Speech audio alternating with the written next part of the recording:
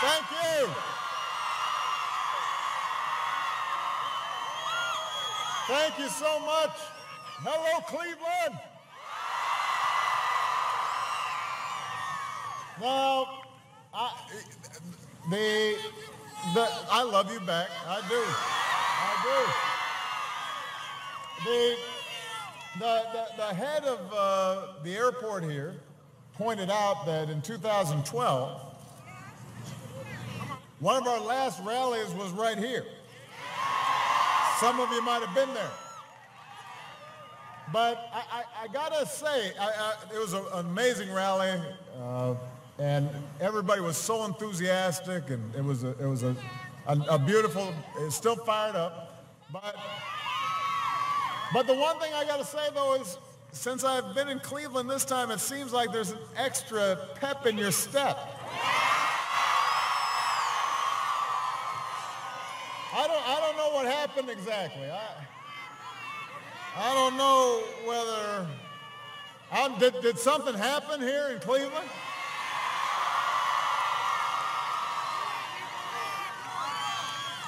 Did LeBron have something to do with it?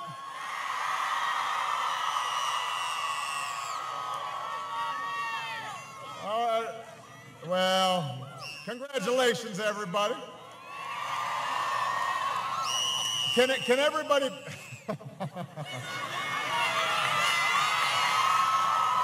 Can everybody please give Jackie a big round of applause, not just for the introduction, but for her service to our country. We've got some outstanding members of Congress who are here. Marcia Fudge is in the house. Marcy, Kaptur is here.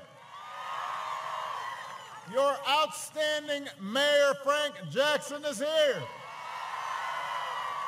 And although he's campaigning elsewhere in the state, I want to make sure we give a shout out to your former governor and the next United States Senator from Ohio, Ted Strickland.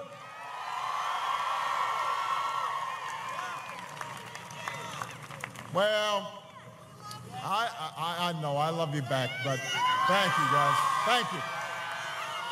So this will probably be one of the last times that I visit Cleveland as your president. No, I'm going to come back to Cleveland. We'll just have, I'll go to a game.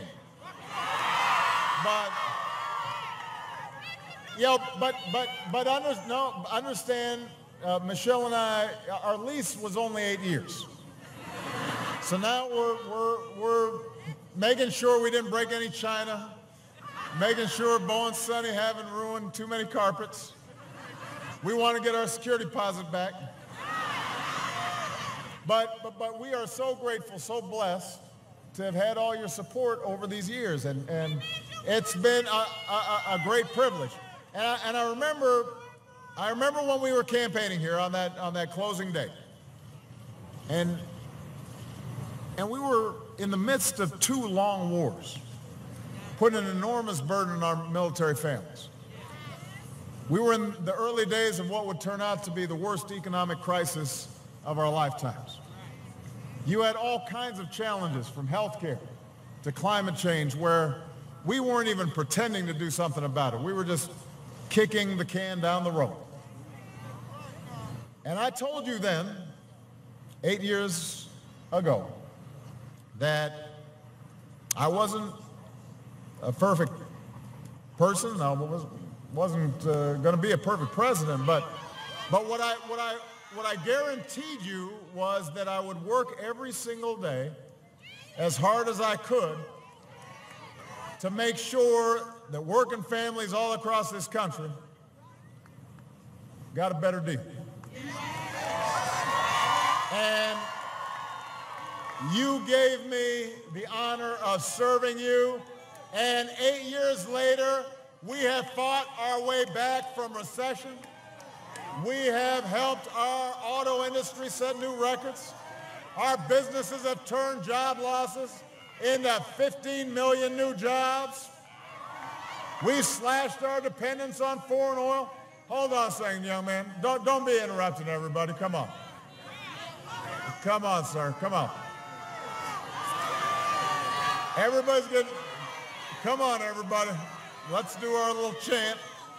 Hillary, Hillary, Hillary, Hillary, Hillary.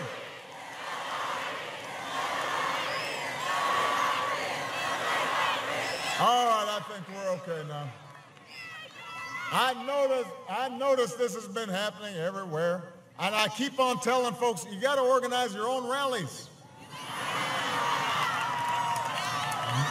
Don't, you know, if you're confident about the other guy, just go to his rallies. I feel confident about my candidate. That's why I'm at this rally.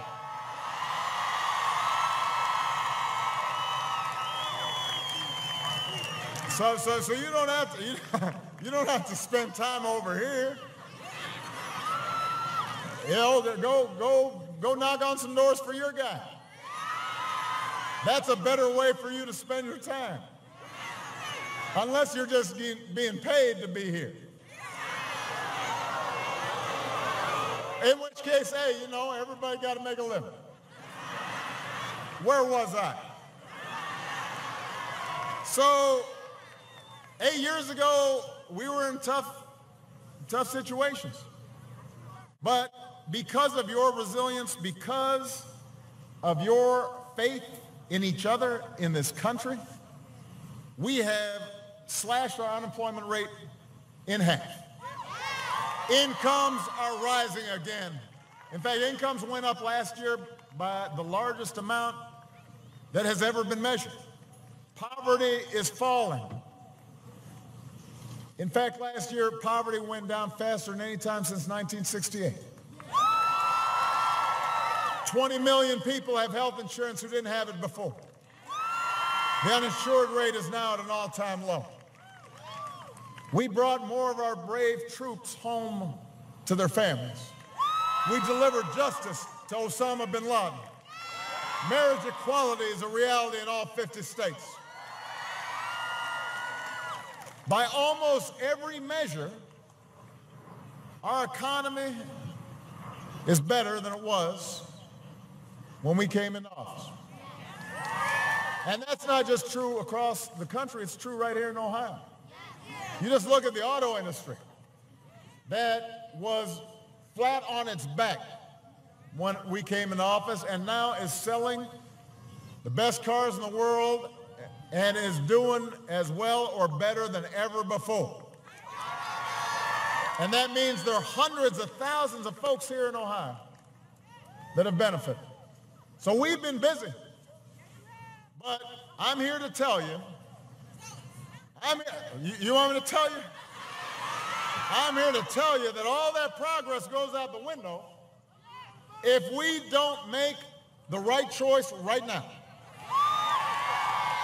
And it shouldn't be a complicated choice because it's a choice between somebody who is as qualified as anybody who has ever run for this office and somebody who has proven himself unfit to lead or represent this country that we love. And I've said this before, Democrats and Republicans have always had their differences.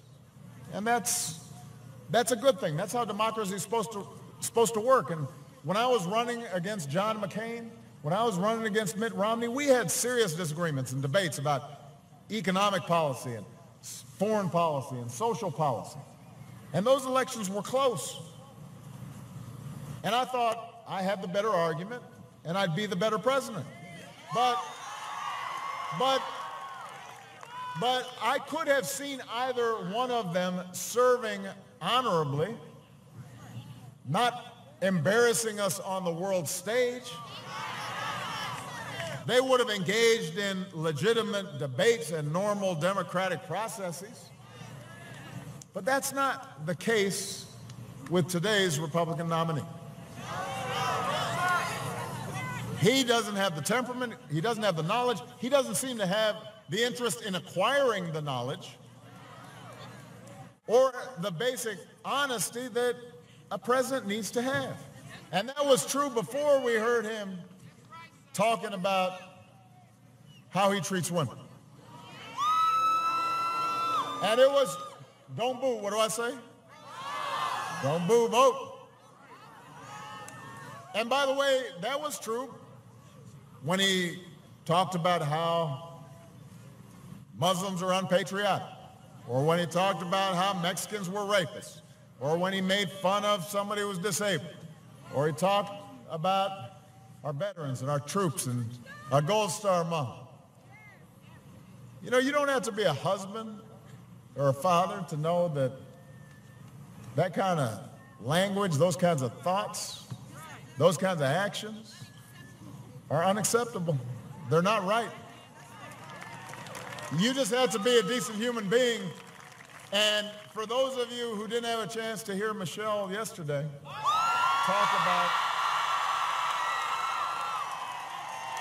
talk about what it meant to her, I could not be prouder of her. I said yesterday, this is why I married her, to improve my gene pool, so my daughters would be smarter than me. But she was sticking up. Yes, she was sticking up for women.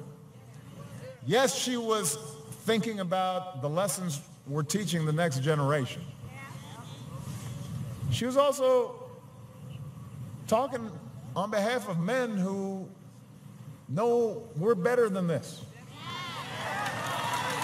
Who don't want to teach our sons the kind of things that we've been hearing on television. That believe that one of the measures of any society is how does it treat its women? How does it treat its girls? Are you treating them with respect and dignity and equality? And if you believe that we are better than what we've been hearing, the good news is, as she pointed out yesterday, there's something we can do about it. Right here in Ohio, a battleground state. Ohio's always close, and so you can go vote early right now. Early voting started on Wednesday. And I know everybody here is early voting, because otherwise you wouldn't be here. If you stood in line to get in this rally, then you got enough sense to go early vote. But for those of you who may not be here, and you don't even know if you're registered, you need to go to iwillvote.com/locate. And you can find the early vote site nearest you. Or you can request a mail-in ballot. I'm going to repeat that website, iwillvote.com/locate. This is not an infomercial. This is an opportunity for you to exercise your right to vote, your civic responsibility, the essence of citizenship. And you don't need to wait until Election Day. You have a chance to reject a dark and pessimistic vision of a country where we turn against each other, where we turn away from our role in the world. You can reject a politics of fear and resentment and blame and anger and hate. You can choose the America we know ourselves to be, a country full of courage and optimism, a country full of generosity and ingenuity. You know, we've got real challenges still. When I ran 8 years ago, I said, we're not going to solve everything in one presidency. We've got real challenges. There are folks out there who are still struggling to pay the bills. There are students who are still trying to figure out how to pay off student loan debt. There are parents who are still concerned about caring for a sick child or worried about whether they're going to be able to keep their home. Everybody's worried about political gridlock. All across the country, people are concerned about the possibilities of increased racial division. There are pockets of Ohio and pockets of America, despite the progress we've made, that haven't recovered from factory closures. There are young people who are worried about whether they're going to have the same opportunities that we've had. But I will tell you this, I've traveled all 50 states.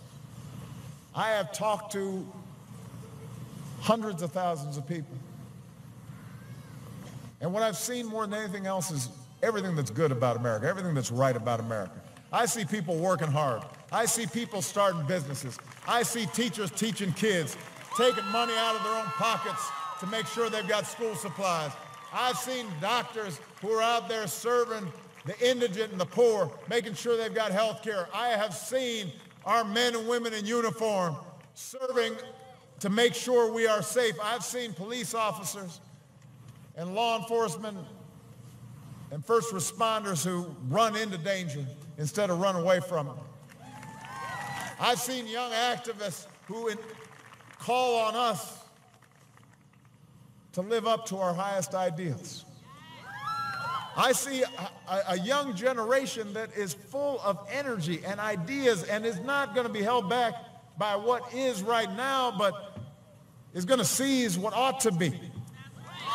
And I see most of all Americans of every party, background, every faith who believe that we are stronger together. Young, old, black, white, Latino, Asian, Native American, folks with disabilities, all of us pledging allegiance to that same proud flag. That is the America that I know. And there's only one candidate in this race who's devoted her life to that vision of a better America, and that is the next president of the United States, Hillary Clinton.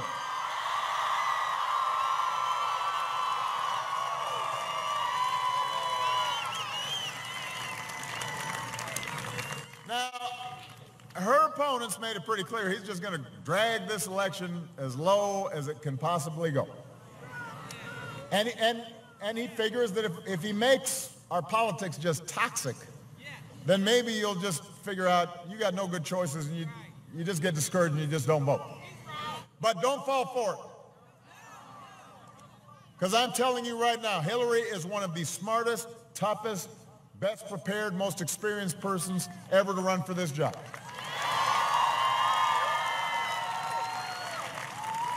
You know, there's nothing that completely prepares you for what it's like to manage a global crisis or send a young person to war.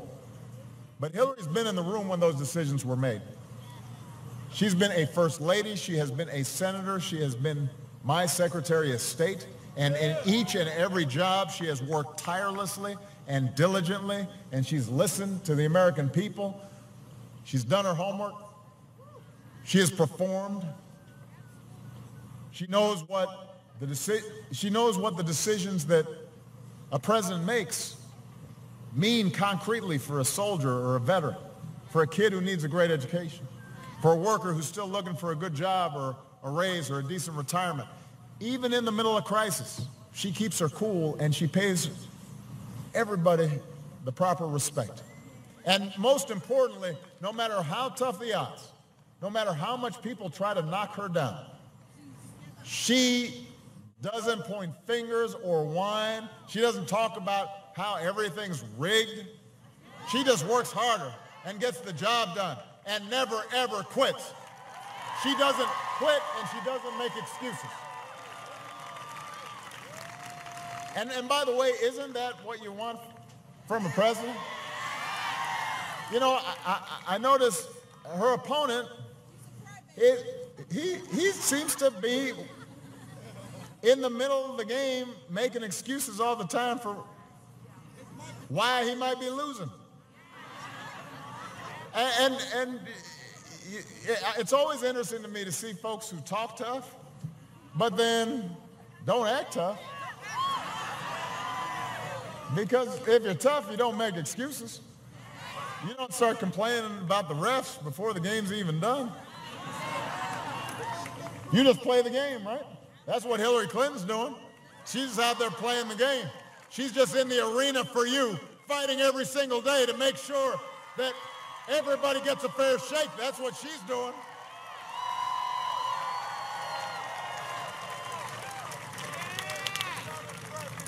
There's not a person out there who's been more qualified to serve as our president. That includes me, and that includes Bill.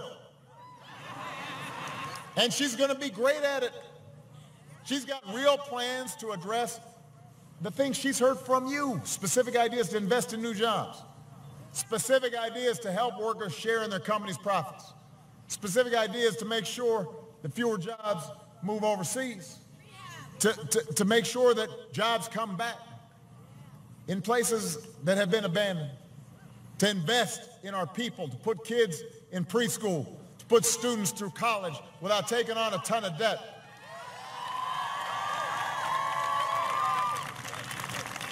You know, her opponents may be getting headlines this week for picking fights with everybody in his own party, threatening to sue the press for stories he doesn't like. Meanwhile, you know what Hillary's doing? She's been talking about what we need to do to fight climate change. She put forward a child tax credit that would help millions of families.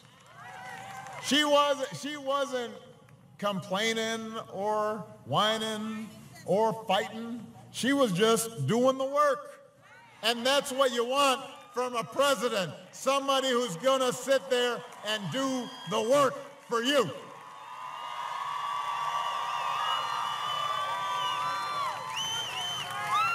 You know, her opponent, he doesn't make very specific plans. If you asked his opponents right now, if you asked his supporters right now, it'd be really hard for them to describe what exactly they were going to do. He says he's great at making deals. But as I pointed out, I don't know a lot of people who operate a casino and manage to lose almost $1 billion in 1 year. You know, usually the house wins. You know that saying? House always wins. Unless he owns the house. Then it loses $1 billion. I don't know a lot of successful business people who just use that failure of losing $1 billion to then avoid paying federal income taxes. He says it makes him smart. All it does is it means he's not doing what all of us as citizens should be doing, which is giving back to our troops and our veterans and our roads and our schools and making sure that America continues to be the greatest nation on earth. That's part of citizenship. Not trying to weasel out of your responsibilities. That's not smart. And then you want to lead the country? What is that? You're going to teach everybody how to avoid doing their responsibilities? He rooted for a housing crisis because he said, you know, it might help his real estate situation. He says that's called business. Filed for bankruptcy 6 times, and then that allowed him to stiff small businesses and their workers that had already done work for him and that he owed money. You know, when your concern isn't the family that's worried about foreclosure or the small business that is just trying to make ends meet, you'd rather make a buck off their dreams but not being honest on the other side of your deal, then you can't claim to lead this country. You're not fit to be president of the United States. And I have to say, because he's getting some support from some working folks, and I want to say to him, look, if a guy spent 70 years on this earth showing no regard for working people, there's no record that he's supported minimum wage or supported collective bargaining or invested in poor communities, and then suddenly he's going to be the champion of working people? Come on. Come on, man. Apparently in a speech yesterday, he started talking about global elites, that there was a conspiracy of global elites. This is a guy who spent all his time hanging around trying to convince everybody he was a global elite. Talking about how great his buildings are, and how luxurious and how rich he is, and flying around everywhere. And all he had time for was celebrities. And now suddenly he's acting like he's a populist out there. Man, I'm going to fight for working people. Come on, man. You want to know what somebody's going to do? Look what they've been doing their whole lives. And if you want a leader who actually values hard work and respects working Americans, if you want higher wages and better benefits and a fair tax code and equal pay for women and stronger regulations on Wall Street, then you should vote for Hillary Clinton. If you want to know who's going to keep you safe in a dangerous world, the choice is even clear. Hillary's going to make sure we finish the job of defeating ISIL. And she won't have to resort to torture or ban entire religions from our country. And she's got the knowledge and the experience and the temperament to be the next commander-in-chief. You can't have a guy who's insulted POWs and attacks a Gold Star mom and has called our troops and veterans weak and cozies up to dictators and tells our allies we might not stand by their side unless they pay up first. He may be up at 3 a.m. in the morning, but it's because he's tweeting insults to somebody who got under his skin. That's not the kind of president you want.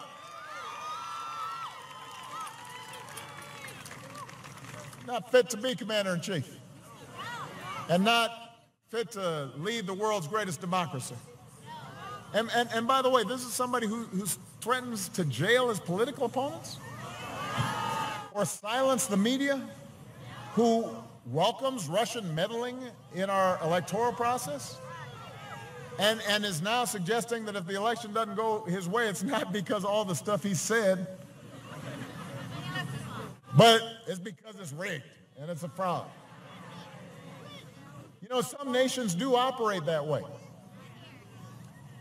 And they're tyrannies, and they're oppressive. They're not the world's greatest democracy. We have fought against those kinds of things. We, around the world, we talk to other countries, we say, no, in a democracy, you can't just threaten to jail your opponents. There are things called due process. No, in a democracy, you can't just ban reporters or press that you don't like, because there's this thing called the First Amendment. In a democracy, you have a contest, but if you lose, then you say congratulations and you move on, because the country and our system of government is bigger than any single individual. That's what we do. The United States of America has always stood for something better. Which by the way, I said this last night, I just got to go back to this again. It's part of why I'm disturbed about Republican elected officials who know better, but are still supporting this guy. You know, I said that in part what's happened here is over the last 8 years, Republican officials who know better, some of whom I talk to, they're sane people, they're normal folks, but what they've done is they've allowed a lot of crazy talk to just be pumped out again and again through all kinds of these media outlets.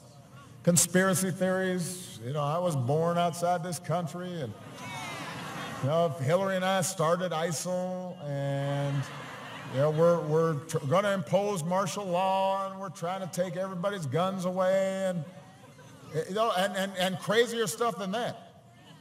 And a lot of Republican elected officials have just stood by. A lot of House members, a lot of senators, they stood by and they didn't say anything, because it was a way to rile up their base, and it was a way to mount opposition to whatever we were trying to do. And over time, because a lot of the hardcore Republican partisan voters were just hearing this stuff over and over again, they started to believe it.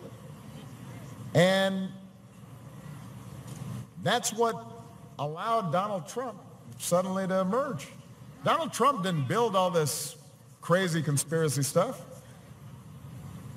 And some Republicans who knew better stood by silently, and even during the course of this campaign, didn't say anything. I mean, I know that some of them now are walking away, but why did it take you this long? You said you were you're the party of family values. What, you weren't appalled earlier when he was saying degrading things about women?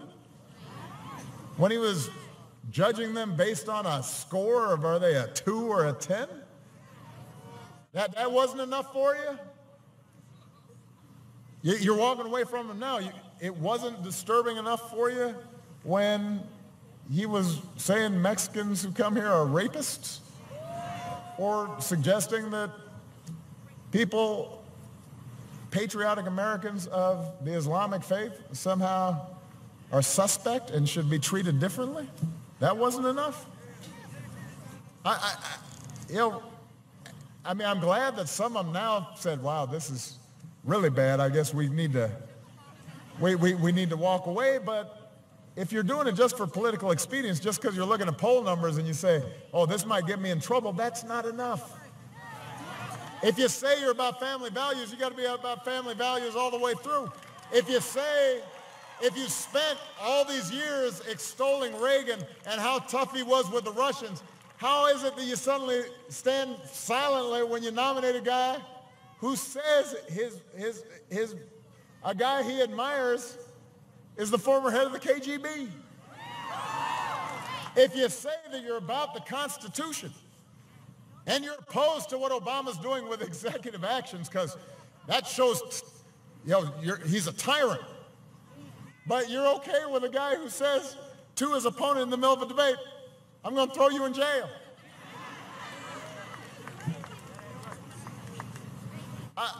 How does that work? It doesn't work. And that's why I want everybody to understand what's at stake here. One of the things I've learned these past 8 years is that progress is hard. You got to battle it out. Even when you have victories, like the Affordable Care Act, it's not always perfect, and you got to work to make it better. And you take 2 steps forward on something like climate change, there are going to be folks who try to push you back, and the special interests are strong. And it is true that the country is so often divided along party lines, and it's very hard to get folks to compromise. And Hillary understands all that, but what she also knows is that if you stay at it and you work hard, good things can happen. She knows that in a democracy as big and diverse as this, we can't demonize each other. We can't just refuse to compromise. Even when we're right, we got to work with other folks. She knows that you got to listen to each other and see ourselves in each other and fight for our principles. She believes that there's common ground out there. And she believes that we can and should conduct ourselves better, that our leaders are not going to be perfect, but we should aspire to at least express the decency and goodness of the American people, not our worst impulses. We should conduct ourselves with just a basic sense of what this country is about, a certain sense of dignity. And that's not always flashy. That doesn't always grab headlines. That's not always the thing that will get you on the news. That's not always doesn't fit on a tweet. Politics doesn't always lend itself to that. But if we want progress, we got to work for it. Progress it doesn't always come right away, and we don't always get 100% what we want. But if we keep at it the way Hillary has kept at it, decade after decade, progress happens. And if you don't believe that, ask the 20 million more Americans who got health insurance today that didn't have it before. Ask all those auto workers right here in Ohio who had been laid off and thought their plant was going to shut down, and now they're working double shift because we're cranking out so many cars. Ask the proud Marine who no longer has to hide the husband that he loves. Ask the young persons who are getting more help now to pay off their student loans. Change is possible, but it doesn't just depend on one person, it depends on all of us. And so young people, especially out there, I want you to know you've been through a lot. You've grown up through war and recession and all kinds of incredible change, but I have seen in you the best in America. I see that you don't try to turn against each other. You're trying to look out for each other. I know you care about being open to the world, not turning away from it. I know that you believe in an inclusive society and an innovative society and a vibrant society, and you believe in democracy. And I see the same values in you that have always driven this country forward. Decency and honesty and hard work and civility. They are not old-fashioned values, they are timeless values. They're what binds this country together. And so even though sometimes politics can seem frustrating, even though sometimes our democracy can seem mean-spirited, you have a chance right now to reject that kind of politics. You have a chance to reject the politics of fear. You can lift again, back up, the politics of hope. Let's not go backwards. Let's go forward. You got a chance to elect a woman who spent her entire life trying to make this country better. Don't fall for the easy cynicism that says your vote doesn't matter. Don't fall for what Trump tries to do and just make everybody depressed. Don't believe it. I promise you, your vote counts. Your vote matters. There was a time when folks couldn't vote, when you had to guess the number of jelly beans in a jar to vote, the number of soap bubbles on a bar of soap to vote.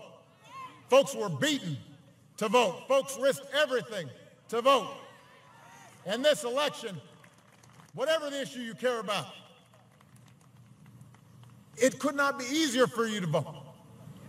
If you care about inequality, you need to vote. If you felt the burn in the primaries, you need to vote. You can vote for somebody who only cares about themselves, or somebody who's going to fight like heck for working people. Make sure we got a minimum wage raise. Make sure we got equal pay for equal work. You care about criminal justice reform and civil rights. You can vote for somebody who has fought against civil rights for most of their lives, or you can vote for somebody who went undercover to make sure that minority kids were getting an equal shot at a good education and has never stopped fighting since. You care about the environment and climate change. You can vote for somebody who thinks it's a Chinese hoax, or you can vote for somebody who thinks that there's something called science and that we should pay attention to it and will fight to protect our planet. You care about immigration reform and want us to continue to see this nation as one that is a nation of laws and a nation of immigrants. Then you got to get out there and vote.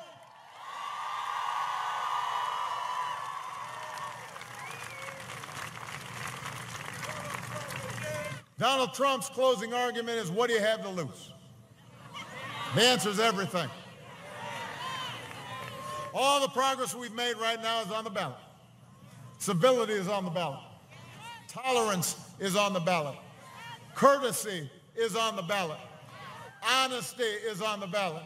Equality is on the ballot. Kindness is on the ballot. All the progress we made the last 8 years is on the ballot. Democracy itself is on the ballot right now. So if you want to send a message, make it loud.